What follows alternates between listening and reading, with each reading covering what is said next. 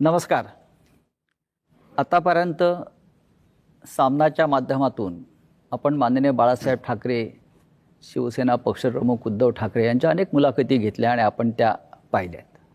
पण ज्या एका मुलाखतीची संपूर्ण महाराष्ट्राला आणि मराठी माणसांना प्रतीक्षा होती, ती मुलाखत आज आपण इथे घेतो आहोत. स्वतः शिवसेना पक्षप्रमुख उद्धव ठाकरे आणि महाराष्ट्र नवनिर्माण सेनेचे अध्यक्ष प्रमुख सन्माननीय राज ठाकरे हे दोघेही आपल्याकडे आज मुलाखतीसाठी आलेले आहेत. मी त्यांचं स्वागत करतो. महाराष्ट्राच्या राजकारणामध्ये सध्या फार मोठी उलथापालथ सुरू आहे. मुंबईसह 29 महानगरपालिकांच्या निवडणुका या महाराष्ट्र राज्याचं आणि मुंबईचं भवितव्य ठरवणार आहेत. आणि या मुंबईच्या भवितव्यासाठी माननीय उद्धवजी आणि राजजी एकत्र आल्याचं चित्र महाराष्ट्र पाहतोय. मराठी माणसाच्या मनात अनेक प्रश्न आहेत आणि तेवढाच आनंदसुद्धा आहे आपण एकत्र आल्याबद्दल. या मुलाखतीचं वैशिष्ट्य असं आहे की जशी मुलाखत संयुक्त आहे, म्हणजे आपण दोघे आहात, तशी ही मुलाखत घेण्यासाठी सुद्धा आम्ही दोघे, म्हणजे माझ्याबरोबर प्रसिद्ध दिग्दर्शक, कलाकार, सिनेनिर्माते महेश मांजरेकर आहेत. महेश मांजरेकरांनी इथे बोलवण्याचं कारण इतकंच की हा जो संयुक्त प्रकरण सुरू झालं आहे त्याची ठिणगी महेश मांजरेकरांनी त्यांच्या एका मुलाखतीत टाकली होती आणि तिथूनही सुरुवात झाली. त्याच्यामुळे मांजरेकरांनी इथे खास आमंत्रित केलं आहे. पण मांजरेकर इथे आज आहेत माझ्याबरोबर. ते एक मुंबईकर म्हणून, ज्यांना आपण कॉमन मॅन म्हणतो या मुंबईतला, त्या मुंबईकरांच्या मनात काही प्रश्न आहेत ते मांजरेकर मांडतील आणि आम्ही दोघे मिळून महाराष्ट्रातल्या या दोन धुरंधर नेत्यांशी चर्चा करू. उद्धवजी आणि राजसाहेब, आपण इथे आलात त्याबद्दल मी आपले आभार मानतोच. बऱ्याच कालखंडानंतर, म्हणजे म्हटलं तर 20 वर्षानंतर, जे आपण वारंवार म्हणतोय, आपण एकत्र येऊन आपण मुंबईवर आणि महाराष्ट्रावर चर्चा करतो आहोत. महाराष्ट्र या क्षणाची वाट पाहत होता आणि महाराष्ट्राच्या मनातला हा कॉमन प्रश्न आहे आणि तो दोघांनी त्याचं उत्तर दिलं पाहिजे. थोडक्यात की महाराष्ट्राला 20 वर्ष वाट का पाहावी लागली? मला असं वाटतं काही गोष्टी का घडतात, कशा घडल्या, काय झालं, मला असं वाटतं या गोष्टी आता सोडून दिल्या पाहिजेत. आणि मी त्या दिवशी महेश मांजरेकरांच्या मुलाखतीमध्ये मी सांगितलं होतं की कुठच्याही भांडणापेक्षा आणि वादापेक्षा महाराष्ट्र मोठा आहे आणि आज संकट महाराष्ट्रावरती आहे, मुंबईवरती आहे, महाराष्ट्रातल्या अनेक शहरांवरती आहे. आणि जे संकट आहे हे मराठी माणसाला समजलेलं आहे की काय प्रकारचं आहे आणि काय प्रकारचं राजकारण महाराष्ट्रामध्ये सुरू आहे. मला असं वाटतं की ती एकच गोष्ट ही या एकत्र येण्याचं सर्वात महत्त्वाचं कारण आहे. आज हा आमच्या अस्तित्वाचा विषय नाही आहे, आज हा महाराष्ट्रातल्या मराठी माणसाच्या अस्तित्वाचा विषय आहे. या विषयात अनेक वर्ष मी बोलतोय, उद्धवही बोलतोय या सगळ्या गोष्टींमध्ये. परंतु आज अशा एका वळणावरती ही निवडणूक आणि महाराष्ट्र येऊन उभा आहे की ज्याला आपण अभी नहीं तो कभी नहीं हे जे आपण नेहमी म्हणतो, तर ही परिस्थिती आज मुंबईवरती येऊन ठेपलेली आहे, ठाण्यावरती येऊन ठेपलेली आहे. खरं तर बघायला गेलं तर MMR रिजनवरती येऊन ठेपलेली आहे. MMR रिजन मी मुद्दामून बोलतोय. आणि त्या सगळ्या गोष्टींसाठी म्हणून आज आम्ही एकत्र येणं गरजेचं आहे. कारण आज नाही बरोबर आलो आणि आज या गोष्टींचा सामना नाही केला तर मला असं वाटतं महाराष्ट्र आम्हाला माफ नाही करणार. उद्धव साहेब, मला वाटतं राजसाहेबांच्याच भावना. मला असं वाटतं की राजने उत्तर जे दिले त्याच्यामध्ये एवढंच मी बोलेन, आम्ही दोन भाऊ एकत्र आलोय हा एक मुद्दा वेगळा आहे, भावनिक आहे. पण दोन भाऊ एकत्र येणं याचा अर्थ महाराष्ट्रातील प्रत्येक मराठी माणसाने एकत्र आलं पाहिजे. कारण महाराष्ट्र वाचवायचा असेल तर ठीक आहे, पक्ष, राजकीय मतं हे असतील, पण आपण मराठी आहोत, महाराष्ट्र आपला आहे. आणि आपण जर एकमेकांमध्ये वेगळ्या चुली मांडल्या तर महाराष्ट्र तोडणारे त्यांची पोळी भाजून जातील. पण एक प्रश्न कायम सगळ्यांच्या मनात आहे गेल्या 50-55 वर्षापासून, तो आतापर्यंत. महाराष्ट्र वाचवण्यासाठी किंवा मुंबईसह महाराष्ट्राचं रक्षण करण्यासाठी शिवसेना प्रमुखांनी शिवसेनेची स्थापना केली. आणि इतक्या वर्षानंतर सुद्धा म्हणजे संयुक्त महाराष्ट्राच्या लढ्याची उदाहरणं आपण नेहमी देतो. विशेषतः ठाकरे कुटुंब देत आलेलं आहे. मग राज्य असतील किंवा आपणही असाल की आतापर्यंत आपल्या प्रत्येक भाषणात हा विषय आला की संयुक्त महाराष्ट्र. तुम्हाला आत्ता या क्षणी संयुक्त महाराष्ट्राच्या वेळची परिस्थिती जाणवते का, की त्यावेळेला जसा मराठी माणूस मुंबईसह महाराष्ट्र राहण्यासाठी एकवटला होता, तेच वातावरण तुम्हाला आता दिसतंय का? अर्थातच दिसतं. याचं कारण तुम्ही एक गोष्ट बघितली पाहिजे याच्यातनं, की माननीय बाळासाहेबांनी या विषयावरती तर म्हणजे आपण ज्याला म्हणू आपण संयुक्त महाराष्ट्र समिती फुटली आणि त्याच्यानंतर 6-1 वर्षातच शिवसेनेची स्थापना झाली. परंतु जेवढे लोंढे किंवा जेवढे लोक आज महाराष्ट्रामध्ये येत आहेत, म्हणजे जर समजा तुम्ही आत्ता जर समजा तुम्ही बघितलं तर जवळपास रोज उत्तरेतनं 56 ट्रेन्स ह्या महाराष्ट्रामध्ये येतात रोज, आणि भरून येत आहेत आणि रिकामे जात आहेत. आज जर समजा तुम्ही ठाणे जिल्हा, एक जिल्हा जर समजा पाहिलात, बरोबर आहे, ठाणे जिल्हा हा मला असं वाटतं जगामधला एकमेव जिल्हा आहे की जिकडे ठाणे, नवी मुंबई, कल्याण डोंबिवली, भिवंडी, वसई, मी आता पालघर वेगळा पकडत नाही आहे, तो आपण एकच होता, तो आत्ता वेगळा झाला, परंतु पालघरमध्ये वसई, त्याच्यानंतर मीरा भाईंदर, त्याच्यानंतर म्हणजे वसई विरार आली, त्याच्यानंतर तुमची नवी मुंबई, अशा जवळपास 8-9 महानगरपालिका आहेत. आपण नीट जर समजा पाहिलं तर ह्याची सुरुवात, सगळ्या गोष्टींची सुरुवात होते ग्रामपंचायत, नगरपंचायत, जिल्हा परिषदा वगैरे, नगरपालिका, महानगरपालिका, आणि ह्या सगळ्या ज्या होतात महानगरपालिका, ह्या लोकसंख्येनुसार ह्या गोष्टी वाढत जातात. जर एखाद्या जिल्ह्यामध्ये जर समजा 8-9 महानगरपालिका जर समजा असतील, आज मुंबईमध्ये किती आहेत? 1. पुण्यामध्ये किती आहेत? 2. बाकीच्या सगळ्या जिल्ह्यांमध्ये काढून बघा 1-1.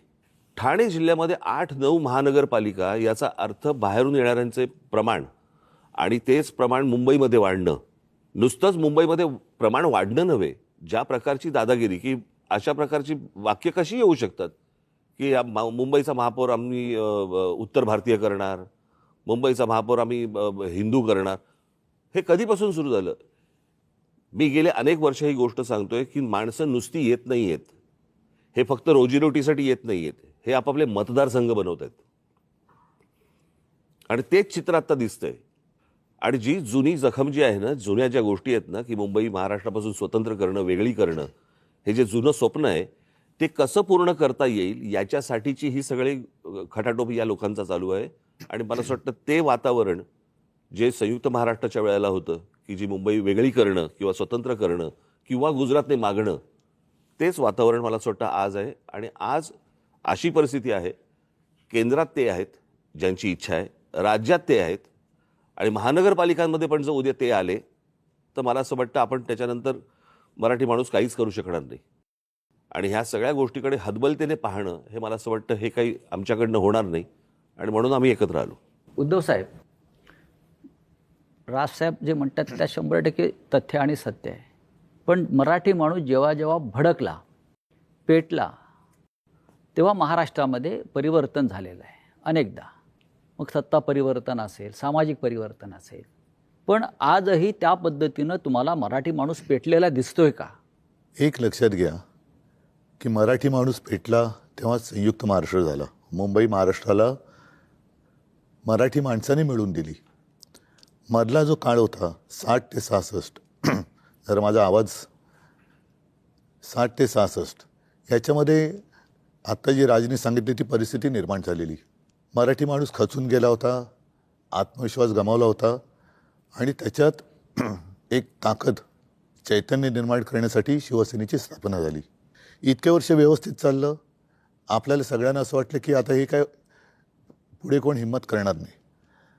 मात्र शिवसेना ज्या पद्धतीने त्यांनी फोडली, राजकारणामध्ये पक्षांतर होतात, इथली लोक तिकडे जातात, पण पक्ष संपवणं, पक्षाचं चिन्ह काढून घेणं, त्याची मान्यता जवळपास रद्द करणं, म्हणजे त्याचं अस्तित्व नष्ट करणं, जी मराठी माणसाची ताकद आहे ती तोडून फोडून टाकणं, हे काय दर्शवतं? म्हणजे ठीक आहे ना, मी मागे पण म्हटलं की युत्या होतात, आघाड्या होतात, आघाड्या तुटतात, युत्या तुटतात, पुन्हा मग ते पक्ष एकत्र येऊ शकतात, पण पक्ष संपवत आहे हा कोणता प्रश्न? पण त्यावेळेला सुद्धा राजसाहेब त्यावेळेला सुद्धा संयुक्त महाराष्ट्राची लढाई ही महाराष्ट्रातल्या मराठी माणसाविरुद्धच होती. राज्यकर्ते मराठीच होते आणि आताही राज्यकर्ते मराठीच आहेत. म्हणजे मराठी विरुद्ध मराठी. पण त्यांचे मालक जे आहेत त्यांच्याकडे ते नोकरी करतात. यातलं सांगू का, हे सगळे ससाणे आहेत. मालकाच्या हातावरती बसून पक्षी मारून आणणं हे ससाण्याचं काम असतं. इथे मालकाच्या हातावरती बसून आपलीच माणसं फोडणं हे आत्ताच्या लोकांचं काम आहे. म्हणजे स्वकीयांचा घात करणं हे फक्त पक्षांमध्ये नसून राजकीय पक्षांमध्ये पण तेच चालू आहे. आणि तीच कृती आता सगळी सुरू आहे. आपल्याच लोकांकडनं ह्या गोष्टी करवून घ्यायच्या. कसं आहे, मराठी म्हणून तुम्ही एकत्र आलाच नाही पाहिजेत. आणि याच्यासाठी म्हणून मग जाती जातींमध्ये भेद निर्माण करणं, जाती जाती एकमेकांच्या अंगावर ढकलणं, एकमेकांच्या उरावरती बसवणं आणि त्याच्यातनं भांडणं, वाद, मारामाऱ्या ह्या सगळ्या गोष्टी करवून त्यांना महाराष्ट्र हा एकत्र मराठी म्हणून असता कामा नये, याच्यासाठीचं हे सगळं अख्खं राजकारण त्यांचं सुरू आहे. आपण एकत्र आलेला आहात, महाराष्ट्राला आनंद झाला, मराठी माणूस एकवटला. पण भारतीय जनता पक्षाचे सध्याचे मुख्यमंत्री देवेंद्र फडणवीस म्हणतात आपल्या युतीविषयी, ही करप्शन आणि कन्फ्युजनची युती आहे. यांचा सगळ्यांचा डोलारा जो आहे ना, या सगळ्यांचा डोलारा हा नरेंद्र मोदींवरती अवलंबून आहे. बरं का, ही बसवलेली माणसं आहेत सगळी. ह्यातला बसलेला माणूस कोणीच नाहीये. आणि बसवलेला जो माणूस असतो ना, तो फक्त धन्याचा ऐकतो, मालकाचा ऐकतो. त्याच्यामुळे मालक जे सांगेल त्याप्रमाणे काम करायचं, त्या सगळ्या गोष्टी करायच्या. त्याच्यामुळे मला काही त्यांच्या बोलण्याला काही लॉजिक आहे असं मला वाटत नाही. आणि भ्रष्टाचाराच्या गोष्टी तर फडणवीसांनी करूच नाहीत ना.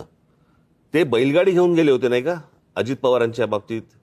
कालच अजित पवार बोललेत ना. हो, अजित पवारांच्या बाबतीत बैलगाडी घेऊन गेले होते की हे पुरावे आम्ही घेऊन येतोय म्हणून. मग आता म्हणतायत की कोर्टात केस चालू आहे. अरे मग द्या ना ते पुरावे.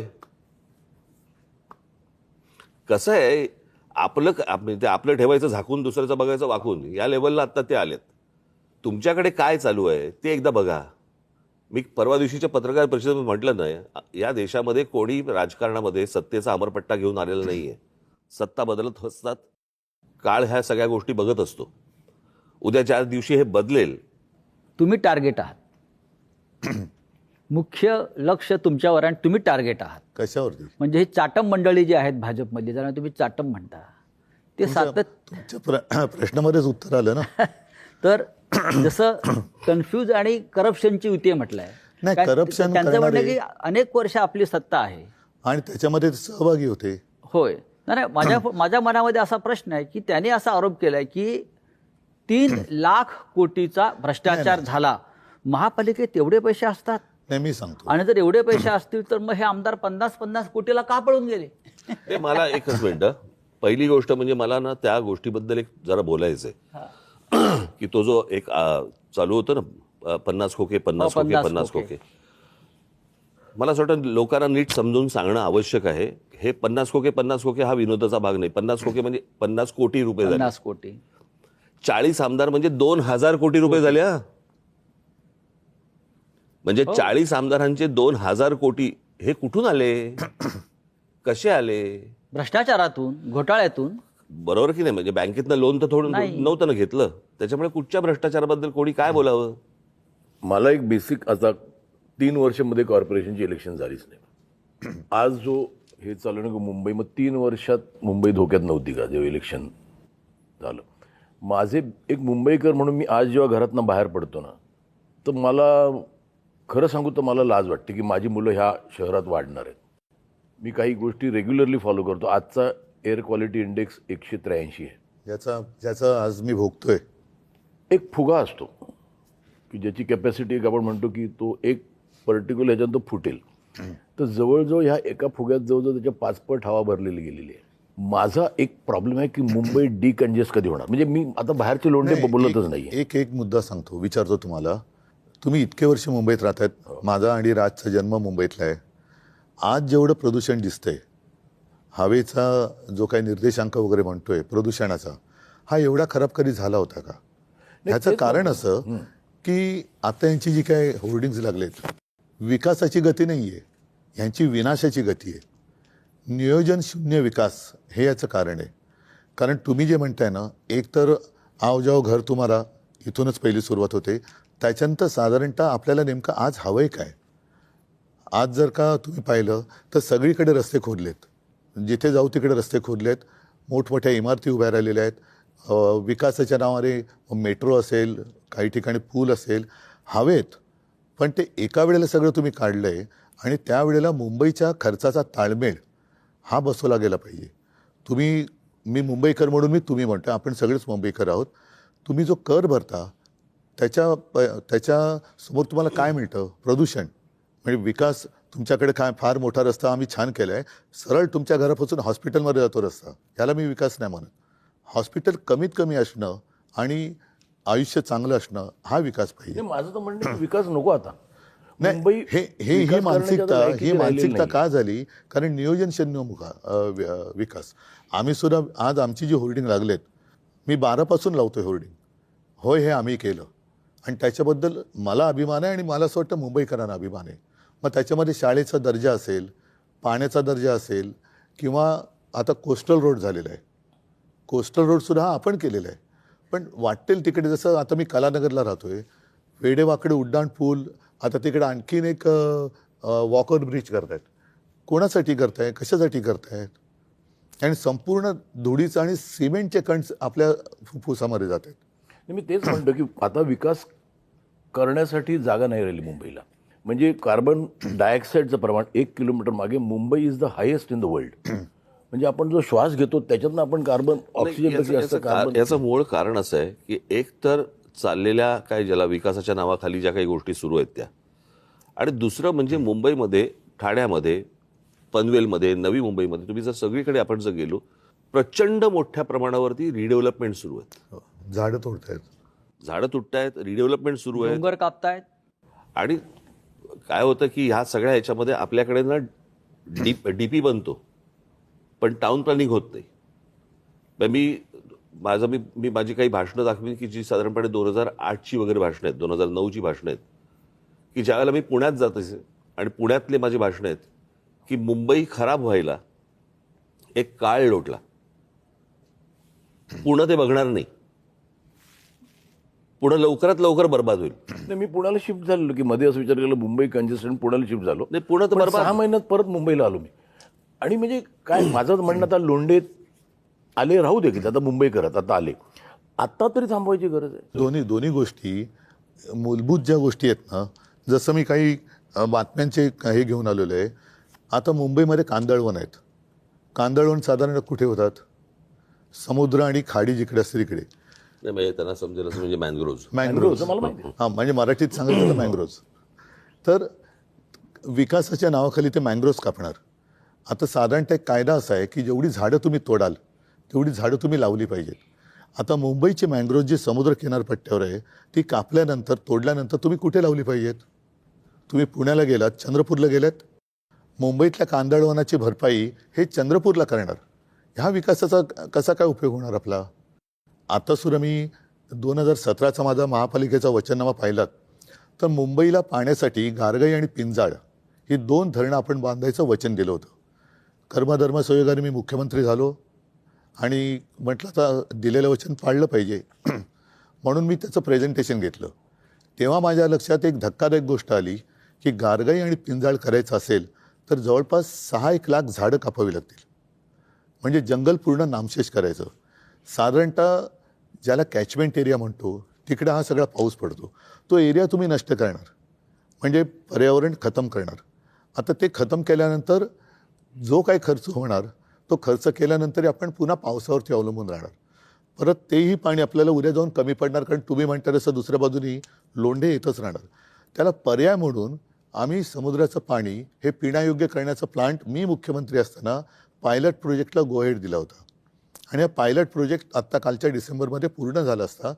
त्या पायलट प्रोजेक्टमधनं आज तानसातनं जेवढं पाणी दर दिवशी मिळतं 400 MLD तेवढं पाणी आपल्याला मुंबईकरांना त्या समुद्रापासून कालच्या डिसेंबरमध्ये उपलब्ध झालं असतं. त्यांनी तो प्लांट बाजूला टाकला आणि कॉन्ट्रॅक्टरसाठी परत एकदा गारगाई पिंजाळला हात घातला.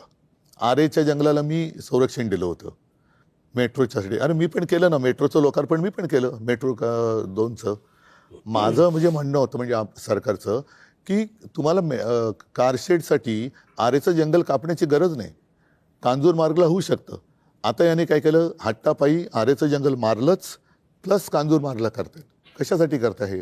उद्धव साहेब म्हणजे दोन्हीकडे नाही, नाही, माझं कॉन्ट्रॅक्टर माझा प्रश्न हा आहे की इथे मुंबईत राहणारा सफर करून करतोय तो आपण- मिडल क्लास, नाही मिडल क्लास करतो. आज ज्या बिल्डिंग होतात तिकडे 24 तास पाणी असतं. आज माझे छोटे मिडल क्लास जिथे राहतात नक्कीच. त्यांना 2 तास सकाळी पाणी, 3 तास सकाळी पाणी.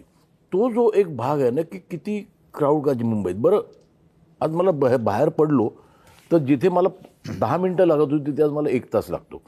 तर डिकन्जेस्ट करणं, माझं असं म्हणणं आहे की लोकांना तर सांगा की मुंबई आहेत ते राहू दे की, म्हणजे मी म्हणतो आले ते आले, आता समजा ते मुंबईकरच झाले, पण आहेत त्यांना एक समजायला पाहिजे की आता जागा नाही. 51 लाख गाड्या आहेत मी एक सांगतो तुला मुंबईत. काय आहे, मला असं वाटतं की ह्या काही गोष्टींकडे राजकीय पक्ष म्हणून न बघता मला असं वाटतं राज्य म्हणून पाहणं गरजेचं आहे. काय आहे, 4 प्रकारच्या जागा असतात.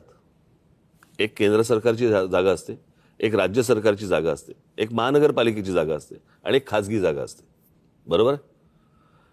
आता गोदरेजची खाजगी जागा आहे, तिकडे तुम्हाला एकही झोपडी मिळणार नाही. पण केंद्र सरकारच्या, राज्य सरकारच्या आणि महानगरपालिकांच्या, बरोबर, या ज्या सगळ्या जागा आहेत याला आईबापच नाही. म्हणजे आज कित्येक वेळेला अशा अनधिकृत गोष्टी या पाडल्या गेल्या आणि नंतर तिकडचे कोणीतरी अधिकारी त्यांना त्याच्यावरती ज्या प्रकारचा ज्याला वचक पाहिजे तो वचक मला असं वाटतं की येणं गरजेचं आहे. तो कोणी म्हणजे तो उद्या आम्ही आणू, उद्या कोणी राज्यातली लोक असतील त्यांनी आणावा, उद्या राज्यात आम्ही आलो तर आम्ही आणू. पण मला असं वाटतं की तुम्ही जे बोलताय ते अत्यंत योग्य आहे की जागा संपलेली आहे. बरोबर?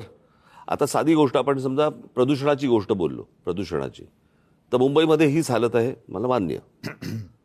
परंतु आज दिल्लीमधली हालत काय? तिकडे 200च्या वर आहे इक्वालिटी. बरोबर की नाही? आणि आज दिल्लीमध्ये जर समजा आपण बघितलं तर केंद्र आणि राज्य अशा दोन्ही गोष्टी तिकडे आहेत. राजसाहेब, तुम्ही एक फार नाही, महत्वाचा मुळामध्ये- मुद्दा आता मांडला. नाही, मुळामध्ये राज्यकर्त्याचं प्रेम हे राज्यावरती असायला पाहिजे, सत्तेवरती असतं का म्हणे. सत्तेसाठी वाटेल ते करायचं आणि बट्ट्याबोळ झाला की हात वर करायचे. आता तुम्ही मला सांगा, मुंबईमध्ये आपण राहणार आहोत. दुर्दैवाने मी असं म्हणेन की आजचे राज्यकर्ते हे मुंबईकर नाही आहेत. जरी मराठी आहेत, महाराष्ट्रातले असले तरी त्यांना मुंबईकरांसाठी किंवा त्यांच्या शहरांसाठी काही पडले का, त्यांच्या नागरिकांसाठी? इथे ते फक्त कॉन्ट्रॅक्टरसाठी काम करतात. इथे 2 महत्त्वाचे प्रश्न उपस्थित झालेले आहेत. एक तर आता राजसाहेबांनी जो मुद्दा सांगितला, जमीन केंद्र सरकारची आहे, राज्य सरकारची आहे, खाजगी आहे. पण आज मुंबईसह महाराष्ट्रातल्या जमिनींचा मालक मोदींचा लाडका उद्योगपती झालेला आहे. एकेकाळी आपल्या महाराष्ट्रात, देशामध्ये विनोबा भावेंनी घोषणा दिली होती, सब भूमी गोपाल की. आज सब भूमी अदानी की. मुंबई वाचवायची असेल तर हे जे आपल्या मुंबईच्या मोक्याच्या जमिनी गिळंकृत करण्याचे जे काम चालू आहे, जे आपल्या जाहीरनाम्यात सुद्धा आहे, वचननाम्यात सुद्धा तो आपण मुद्दा घेतलाय, हे आपण कसं करणार? मुंबई वाचवायची असेल तर आधी आपल्या महत्त्वाच्या मोक्याच्या जमिनी, धारावीसह मिठागर असतील, टोल नाके असतील, हे आज एका उद्योगपतीच्या नाही, घशात घालण्याचं आज- काम केलेलं आहे. नाही, आज त्यांना अडवणारं कुठे प्रशासनमध्ये नाहीच आहे ना. केंद्रातनं ऑर्डर आली, जसं मगाशी राज म्हणाला, हे ससाणे बसलेले आहेत, ते जागा दाखवतात आणि ते जागा घेऊन त्या याच्या घशात घालतात अदानीच्या. मूळ महापालिका आता एक शेवटचं ठिकाण राहिलेलं आहे की जिकडे ठामपणाने त्यांना नाही सांगणार कोणतरी नाही, पाहिजे. माझा तोच मुद्दा आहे की आपण जे म्हणतो की ह्या महापालिकेवरती भगवा फडकला पाहिजे किंवा मराठी माणसाची ताकद इथे आली पाहिजे, म्हणजे सत्ता आली पाहिजे. ही सत्ता आल्यावरती प्रश्न संपतील का? जे प्रश्नासाठी आपण आता उभे आहोत, मी तुम्हाला आपण एकत्र आलेला मी एक गोष्ट सांगतो. आणि सगळ्यात मोठं संकट हे गौतम अडाणी मुंबई गिळतोय भाजपच्या माध्यमातून. मी याच्याबद्दल एक गोष्ट बोलतो. हा, मला असं वाटतं की मुंबई महानगरपालिका याची मुदत संपली 2022ला आणि 2022लाच मला असं वाटतं उद्धव सरकार गेलं. बरोबर? त्याच्या आधी महापालिका विसर्जित झाली होती. आधी म्हणजे कधी मग 21ला, 6 महिन्या अगोदर. एक त्या माझं जूनमध्ये सरकार पाडलं, मला वाटतं मार्च 4-5 महिने अगोदर. बरोबर? तेव्हा मुदत संपली.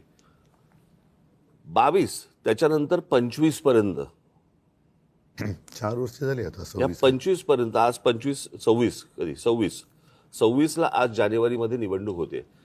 इतकी वर्ष का गेली? मी माझ्या पुढच्या काही भाषणांमधनं किंवा माझ्या काही इंटरव्ह्यूमधनं मी ते तुम्हाला नीट सांगणार आहे की ह्याचं काय प्लॅनिंग चालू होतं आणि 24 ते 25 मध्ये काय झालं. एका वर्षात काय झालं हे मी तुमच्यासमोर आणणार आहे. मी आत्ता नाही बोलत या विषयात, परंतु हे काय प्रकारचं प्लॅनिंग आणि कशासाठी या निवडणुका पुढे ढकलत आज 26 पर्यंत आल्यात ते मी तुम्हाला सांगणार आहे नंतर. ही माणसं जी आहेत ना, ही म्हणून मगाशी मी म्हटलं ना, ही बसवलेली माणसं आहेत. आणि तू म्हणतोस की हे जागा दाखवतात, हे जागा नाही दाखवत. ते जागा पाहतात, तेच त्यांच्याकडे ते. सह्यांसाठी फक्त फायली येतात की ह्याच्यावर सही कर. आता आपल्याच लोकांना, आपल्याच इकडच्या मराठी लोकांना समजत नाही होत आपण काय करतो हे त्यांना नंतर कालांतराने समजेल की त्यांनी आपण काय महाराष्ट्राचं घोडचुका डेथ वॉरंट केल्या. काढलेलं नाही आहे. नाही, एक मिनिट. आपल्या सहीनं मराठी संजय. माणसाच्या सहीनं मराठी माणसाचं डेथ वॉरंट काढलं. आणि तसं त्यातलं कसं आहे, एकच मिनिटं, की देवेंद्र फडणवीस नागपूरचे, अजून बाकीचे सगळे बाहेरचे. मी एकदा ना, एकच गोष्ट म्हणून सांगतो, मी एकदा स्वित्झर्लंडला गेलो होतो. आणि स्वित्झर्लंडला गेल्यावरती मी तो देश पाहत होतो. आणि तो देश सगळ्या काय गाड्या फिरत आहेत, सगळ्यांकडे उत्तम नोकऱ्या आहेत, सगळे सुंदर रस्ते आहेत, उत्तम निसर्ग आहे, सगळं व्यवस्थित छान. तो सगळा देश पाहताना मला पहिला मनात प्रश्न आला, इथला विरोधी पक्ष काय करतो.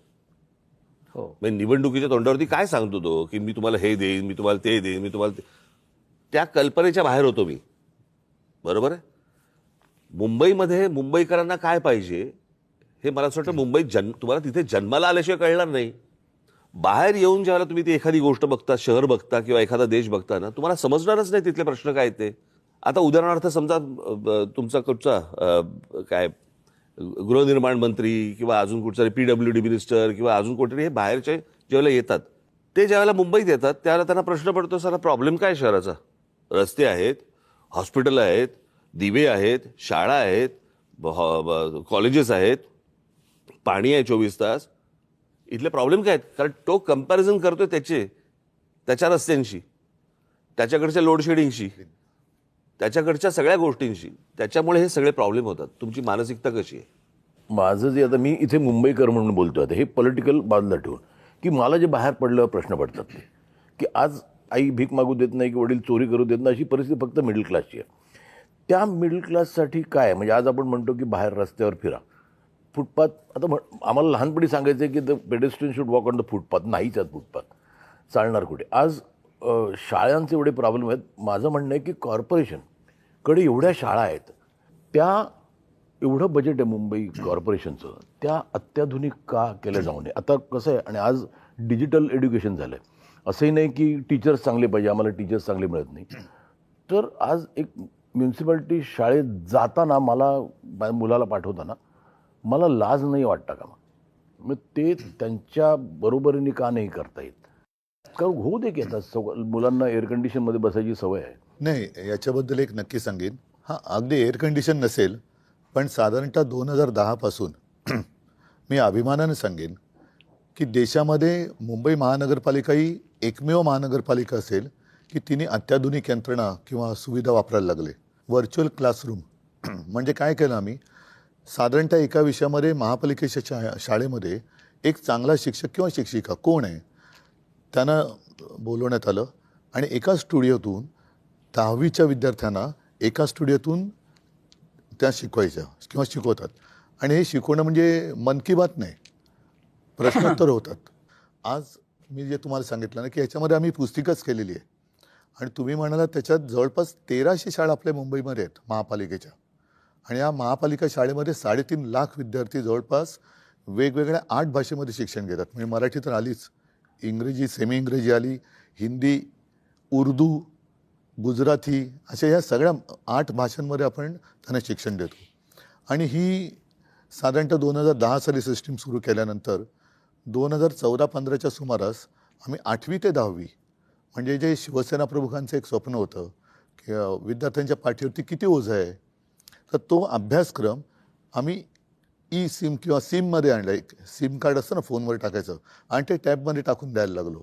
त्याच्यामध्ये बऱ्याचशा गोष्टी ह्या ॲनिमेटेड होत्या, म्हणजे मुलांना पटकन समजायचं की काय काय. एखादी गोष्ट आपण दाखवू शकत नाही की समजा एखाद्या ग्रहाला इतके चंद्र आहेत, त्या चंद्रावरती वातावरण कसं असेल, अशा काही गोष्टी आपण प्रत्यक्षात दाखवू शकत नाही. त्याचं ॲनिमेशन करून ते त्याच्यात टाकण्यात आलं. त्याचा परिणाम असा झाला की महानगरपालिकांच्या शाळांचा रिझल्ट हा जवळपास 100%च्या जवळ आला. आणि आता तुम्ही जे म्हणताय ना, पहिल्या प्रथम महापालिकांच्या शाळांमध्ये ॲडमिशन पाहिजे म्हणून चिठ्ठ्या मागायला लोक यायला लागले आणि ॲडमिशनसाठी लोकांच्या रांगा लागायला लागल्या. बऱ्याचशा मी बघितले म्युनिसिपल स्कूल्स बंद होऊन तिकडे काहीतरी वेगळं करायचं होतं ते. नाही, त्याही शाळांबद्दल आता हे गेल्या 4 वर्ष त्या तक्रारी वाढल्यात. पण अगदी SSC तर आहे, CBSE, ICSE वगैरे या सगळे अभ्यासक्रम आपण त्या शाळांमध्ये आणले. आता गेल्या 4 वर्षात काय झालंय? माझ्या माहितीप्रमाणे उद्धव साहेब, मुंबईत ते लोन आलं काय माहीत नाही, पण विदर्भातल्या काही सरकारी शाळा गौतम अडाणींना दिलेल्या आहेत. चंद्रपूर, गडचिरोली. नाही, का तसं म्हणजे आपलं महाराष्ट्राचं शिक्षण खाते इतकं सक्षम नाही. नाही, आपण मुंबई पुरतं बोलताना नाही सांगतो ना, हां, ह्या सगळ्या गोष्टी गेल्या मी तर म्हणेन 4 वर्षात जास्त प्राधान्याने देण्याचं हे ठरवण्यात आलं. म्हणजे चंद्रपूरमध्ये एक शाळा दिली त्यांना. एक दिली, आता एक वरून पुढे जातील ना ते. ही आता सुरुवात मुंबई आहे. महापालिकेमध्ये सुद्धा जर त्यांचं येणार नाही म्हणा सत्ता, पण हे मग सगळं त्यांचं खाजगीकरण करतील. हॉस्पिटलचं खाजगीकरण करतात, ते आपण रोखलेलं आहे. उद्धव साहेब, दुसरा एक महत्त्वाचा विषय सातत्यानं इथे मी तुमच्याशी चर्चा करतानाही मी किंवा राजसाहेब सुद्धा आहेत. सध्या धुरंधरचा माहोल आहे. लोक धुरंधरवर या सिनेमावर चर्चा करतात, त्यातल्या एकंदरीत वातावरणावर चर्चा करतायत. मग मुंबईत रेहमान डकेत कोण आहे किंवा धुरंधर कोण आहे? आपण दोघे या राज्याच्या राजकारणातले धुरंधर आहात. पाब्लो एस्कोबार पण शोधला पाहिजे. हा, शोधला पाहिजे. मी तुम्हाला तेच सांगतोय की आज मुंबई, ठाणे, नाशिक सारख्या शहरामध्ये अंमली पदार्थ म्हणजे ड्रग्स, विविध प्रकारचं ड्रग्स सहज उपलब्ध आहे. ठाण्यामध्ये परवा 5.5 कोटीचं मॅड्रेक्स पकडलं ठाण्यात. साताऱ्यामध्ये ड्रगची फॅक्टरी डेप्युटी CMच्या दारात पकडली.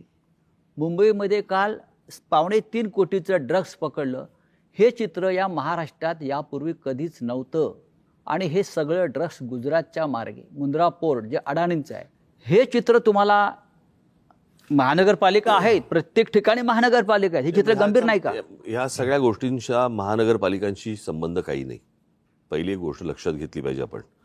याला केंद्र आणि राज्य, म्हणजे या ज्या प्रकारच्या ड्रग्सच्या विरोधातल्या ज्या धाडी या गेल्या 10 वर्षामध्ये बंद झाल्यात आणि साधारणपणे शाळांपर्यंत हा ड्रग्स हा प्रकार आता मुलांपर्यंत यायला लागलेला आहे. शाळेच्या बाहेरच्या पानटपरीवर ड्रग्स मिळत आहे. आणि आपण जर समजा आपण त्याच्या सगळ्या गोष्टींचं जर नीट त्याचं ॲनालिसिस केलं तर राजकारणामध्ये वाढलेला पैसा आणि रस्त्यावरती आलेला ड्रग्स याचा एकमेकांशी काय संबंध आहे तो पण मला असं वाटतं जुळून पाहायला पाहिजे. कारण एवढा राजकारणामध्ये ज्या प्रकारच्या निवडणुकांवरचा खर्च आणि सगळ्याच गोष्टी ज्या प्रकारे होत आहेत आणि ज्या प्रकारे ड्रग्ज रस्त्यावरती येतात आणि त्याच्यावरती कोण हे व्यवहार करतं ह्याच्यावरती कुठच्याही प्रकारच्या धाडी किंवा त्याच्यावरती कुठचीही बंधनं येत नाही आहेत, हे काय आहे हे मला असं वाटतं केंद्र आणि राज्य सरकारला विचारणं गरजेचं आहे. नाही, उठसूट मुख्यमंत्री सगळ्यांना क्लीन चिट देत सुटलेत. साताऱ्यामध्ये एवढी कारवाई झाल्यानंतर निदान ती फॅक्टरी आहे तरी कोणाची हे तर सांगा. तिथे क्लीन चिट दिली ना. तिकडे पण म्हणजे त्यांच्यावरती जे आमच्यावरती आरोप करतायत ते ठीक आहे, तेवढंच त्यांना करता येतं. पण त्यांच्या बुडाशी काय जळतंय ते कधीतरी बघा ना. ते बूड जळून खाक झाल्यानंतर बघून काय उपयोग आहे? म्हणजे असे कोण त्याच्यातले इन्व्हॉल्व असलेली लोक त्यांच्या आजूबाजूला अंगत पंगत करत बसलेत का? महानगरपालिका जरी असल्या तरी आपण पाहतोय की राजकारणाचं ज्या पद्धतीनं गुन्हेगारीकरण झालेलं आहे खुल्याम. यांचं मुळामध्ये गुन्हेगारीकरणपेक्षा मला त्याचं मी चांगला शब्द म्हणजे विद्रुपीकरण झालंय. म्हणजे मी मगाशी धुरंधरचा उल्लेख केला, त्याच्यामध्ये कराचीमधलं एक लॅरी शहर आहे दाखवलेलं. ज्या पद्धतीनं लॅरी शहरातल्या माफियांची मोडस ऑपरेंडी होती किंवा झालेली होती त्यावेळेला, त्याच पद्धतीनं मुंबई, ठाणे, नाशिक, पिंपरी चिंचवड या प्रमुख शहरामध्ये, नागपूर, त्याच पद्धतीनं आज तुम्ही प्रमुख शहरं घेऊच नका. हां, तुम्ही मराठवाड्यामध्ये जा, तुम्ही पश्चिम महाराष्ट्रामध्ये जा, तुम्ही विदर्भामध्ये जा आणि जी छोटी जी शहरं आता जी उभी राहत आहेत ना तिकडची परिस्थिती बघा. बीड आहे. मग नाही, पण म्हणून मी मागे एकदा बोललो होतो की आपल्या देशाला पंतप्रधान पाहिजे. देशाला पंतप्रधान नाही आहे, भाजपला पंतप्रधान आहे. तसंच महाराष्ट्राला मुख्यमंत्री नाही आहे, जो आहे तो भाजपचा आहे. म्हणजे हे सगळेजण त्यांचा पक्ष आणि सत्ता एवढं सत्तांध झालेली आहेत लोक की लोक मेले तरी चालतील, नागरिक मेले तरी चालतील, त्यांची मुलं बाळं ड्रग्सच्या आहारी गेले तरी चालतील, त्याच्यात धंदे करणारे आपल्या बाजूला बसले तरी चालतील, पण आम्हाला सत्ता पाहिजे. ही जी काही वृत्ती ह्याच्यावरती आपण काय बरं. करणार? नाही, ठीक काय आहे, म्हणजे- आपल्याकडे कायदा सुव्यवस्थेचं खातं नाहीये, आपल्याकडे सरकार नाहीये, नाही, पण ह्याच्यासाठी- आपल्याकडे जनसंघटन आहे ना. जेव्हा ह्याच्यासाठी शेवटी काय आहे, जसं राज म्हणाल तसं की सत्ता हातात असणं गरजेचं आहे की जिकडे आपण कायदेशीर बंधनं उद्या जाऊन तिकडे धाड टाकल्यानंतर यांचेच बगलबच्चे निघाले तर लोक आता गेल्या नगर परिषदाच्या निवडणुकीमध्ये मालवण वगैरे त्या भागात त्यांच्याच युतीतल्या मित्रपक्षांनी त्यांच्या दुसऱ्या पक्षावरती धाड टाकली. काय मिळवलं? पैसे दिसले, पुढे काय झालं? Clean chit. Clean chit. उपयोग काय? म्हणजे काय होतं, या सगळ्या गोष्टींना कुठेतरी बंधनं घालण्याला सुरुवात होण्यासाठी या महानगरपालिका आता या क्षणाला खूप महत्त्वाच्या आहेत आणि लोकांनी त्यांचा राग, मला असं वाटतं, हा जे सगळं महाराष्ट्रात चालू आहे हा इथे व्यक्त करणं गरजेचं आहे. ही सत्ता आमच्यासाठी नको आहे, परंतु ज्या काही गोष्टी होत आहेत याच्यावरती जर बंधनं आणायची असतील, त्याला सुरुवात जर समजा करायची असेल, तर मला असं वाटतं महानगरपालिका आता ही गरज आहे, ज्याच्यासाठी खास करून मुंबई, ठाणा, पुणा, नाशिक, तुमचं मीरा भाईंदर असेल, कल्याण डोंबिवली असेल, इतर सगळ्या महानगरपालिका, इथे लोकांनी आता राग व्यक्त करणं गरजेचं आहे. काय होतंय, लोकांकडनं जर समजा त्यांनाच मतदान होत असेल, बाकीच्या गोष्टी सोडा, ते माघारी घेऊन पैसे देऊन काहीतरी त्या माघारी घ्यायला लावणं वगैरे वगैरे, पण लोकांनी जर समजा मतदानातनं राग व्यक्त नाही केला तर मला असं वाटतं की ते मग आपण म्हणतो ना नंतर की ते राजानं मारलं काय आणि पावसानं झोडलं काय, तक्रार कोणाकडे करायची? तुमच्याकडे करणार लोक तक्रार. तक्रार नुसतं म्हणजे आमच्याकडे फक्त तक्रार, मतं नाहीत असं थोडी होतं. आता उमेदवार जे माघार घेत आहेत, आता ह्याच्या पुढची परिस्थिती कदाचित अशी होईल की जसं अमेरिकेने तो व्हेनेझुएलाचा अध्यक्ष उचलून नेला, तसे आता जिल्हाध्यक्ष आणि सगळे महापौर उचलून घेऊन जातील दिल्लीला, सुरतेला. व्हेनेझुएलाचे अध्यक्ष आपले मादुरो. मंत्री नेलेच ना त्यांनी. नाही, माझं म्हणणं तेच नाही, नाही, माझं हे- म्हणजे आपले व्हेनेझुएला मंत्री जसे एक उचलून देश आहे. सुरतला नेले. व्हेनेझुएला मला एक वाटतं- देश आहे. नाही संजय, जसं आपले मंत्री यांनी उचलून सुरत आणि गुवाहाटीला नेले, ट्रम्पने तेच केलं. तेच केलंय. नाही, हे सुरुवात इथून झाली. व्हेनेझुएला देशाची लोकसंख्या सुद्धा 2,30,00,000 आहे आणि मुंबईची लोकसंख्या सुद्धा आपण मगाशी म्हणाला त्यानुसार 231 आहे. नाही, मग- आणि दोन्ही शहरांचे आणि व्हेनेझुएलाचे प्रश्न तसेच आहेत. कोणत्याही प्रकारचा विकास नाही, ड्रग्स तेवढंच आहे, गुन्हेगारी आहे. पण मग आता तिथल्या इथून कोणाला अध्यक्षाला- उचलायचं आहे? जे करतात त्यांना उचललंच पाहिजे. त्यांना जर का तुम्ही चोंबाळत बसलात केवळ सत्ता पाहिजे म्हणून, तर सत्यानाच त्यांचाही होणार आहे जे चोंबाळतात त्यांचं. नाही, माझं म्हणणं आहे की आत्ता जे म्हणजे आपण प्रत्येक वेळेला म्हणतो की मतदान हा माझा हक्क आहे. आता हे जिथे निर्विवाद आलेत, कोणीच नाही, बिनविरोध. त्यांनी कसं दाखवायचं काळं बोटावरचं? म्हणजे माझा हक्क तुम्ही हिरावून घेताय ना, माझा मतदानाचा हक्क तुम्ही हिरावून घेताय. तर माझं म्हणणं आहे त्याला काही पर्याय नाही आणि ही सवय अख्खी लागू नये प्रत्येक ठिकाणी. म्हणजे जो मतदार जो निवडतो म्हणजे त्याचं मत की मला हा हवा की नको हे राहिलंच नाही. मग अशा वेळेला तर काही करू शकत नाही. आता एखादा आला निरो, कोणीच उभं राहिलं नाही, मला वाटतं तिकडे असं आलं पाहिजे की मग 30% लोकांनी म्हटलं ना की आम्हाला नको, तर ते बाद केलं गेलं पाहिजे. ते काय आहे, तो मला अधिकार, मत आहे ना माझं. त्या वोटिंग पॅड जे आहे ना त्याच्यावरती एक अधिकार आहे नोटांचा, पण त्या नोटांमुळे झालेला प्रॉब्लेम आहे हा. नाही, पण नोटा आता तो निर्विवाद असेल तर तिकडे वाटलेल्या मतदानाला नोटा- वाटलेल्या नोटांमुळे झालेला वाटलेल्या नोटांमुळे झालेला प्रॉब्लेम आहे, त्याच्यामुळे नोटाचा पण अधिकार नाही. घ्या. पण आता तिथे निर्विवाद आले तर तिकडे नोटा पण दाबायला चान्स नाही ना. एक्झॅक्टली, कारण नोटा मिळाल्या ना. नाही, पण म्हणून माझं म्हणणं आहे की नोटा हे नाही पाहिजे. नाही महेशजी, हा. म्हणून जसं काही वेळेला एखाद्या कामासाठी टेंडर काढलं जातं आणि ते टेंडरमध्ये जर काही गफलत वाटली तर रिटेंडर करतात. तसंच मला असं वाटतं, मी परवाच्या आमच्या पत्रकार परिषदेत बोललो की जिथे हे बिनविरोध झालेत तिथे निवडणूक आयोगाने रिझल्ट थांबवले, ते आमच्या बाकीच्या निवडणुकांबरोबर जाहीर करतील, कारण तो गुलाम आहे त्यांचा. तिथल्या निवडणुकीची प्रक्रिया नव्याने घेतली पाहिजे. हे जे बिनविरोध सगळं थोतांड झालं, कारण आता ते तिकडनं त्यांनी, बरं या बिनविरोधमध्ये आमच्या दोघांचा एकसुद्धा नाही, राष्ट्रवादी पवारसाहेबांचा एकसुद्धा नाही, अपक्ष एकसुद्धा नाही आला. हे काय योगायोग आहे? त्याला मी तेच म्हणतो. म्हणजे ते योगायोग आहे की काय आहे? काय हे? नाही, माझं म्हणणं आहे की लोकांच्या मताला काही व्हॅल्यू आहे की नाही. मग- तिकडच्या लोकांना त्यांचं मत असेल की नाही स्वतः, त्यावेळेला म्हटलं की जर का 30% लोकांनी त्यांचं पण मतदान घ्या. 30% लोकांना वाटलं की he doesn't represent us. Gen Z हा एक शब्द आता सगळीकडे थोडासा दरारा निर्माण करणार झालेला आहे. या सगळ्या ठिकाणचे जे जेनझी जे प्रथम मतदान करणार होते ते खूप अस्वस्थ आहेत आणि त्यांची आग आज त्यांच्या डोक्यामध्ये आहे, ती बाहेर आली तर मग यांची हालत खराब होणार. उद्धव साहेब, तुम्ही जेनझीचा उल्लेख करताय, पण नेपाळ असेल, बांगलादेश असेल, अन्य राष्ट्रामध्ये डोक्यात राग आणि आग असलेला जेनझी हा खरोखर रस्त्यावर उतरला, त्याला सांगावं लागलं नाही. आपल्याकडला जेनझी सुद्धा एका विशिष्ट विचारसरणीचा गुलाम होऊन थंड असं आपल्याला पडलेला वाटतंय. दिसतोय. असं वाटतंय. आणि त्या जेनझी तुमच्याकडे अपेक्षेने पाहतोय. मला असं वाटतं की हा पहिल्या भागामध्ये आपण थोडं थांबू. ज्या प्रकारचं मला एक एवढंच बोलतो, ज्या प्रकारचं राजकारण आता सध्या महाराष्ट्रामध्ये देशामध्ये चालू आहे, मला खरंच प्रश्न पडतो, देवी देवता आहेत का? आणि आहेत तर हे ते फक्त हे का बघत बसलेले आहेत? आणि एवढे 33 कोटी एवढे जर आहेत तर ते काय हे या सगळ्या गोष्टी का बघत बसलेत?